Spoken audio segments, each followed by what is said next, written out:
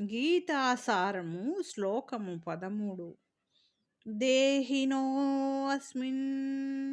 యథా దేహే కౌమారం యౌవనం జరా తదా దేహాంతర ప్రాప్తిర్ధీరస్తత్ర న ముహ్యతి. దేహధారి నిరంతరముగా ఈ దేహమునందు బాల్యము నుండి యవ్వనమును, యవ్వనము నుండి వృద్ధాప్యమును క్రమముగా పొందుచుండునట్లు జీవాత్మ కూడా మరణ సమయమున మరొక దేహమును పొందును. అట్టి మార్పు చే ధీరుడెప్పుడును మోహమును పొందడు. ప్రతి జీవుడును వ్యక్తిగత ఆత్మయైనందున ఒకప్పుడు బాలునిగను, ఒకప్పుడు యువకునిగను, మరి ఒకప్పుడు వృద్ధుడుగను వ్యక్తమగుచు ప్రతిక్షణము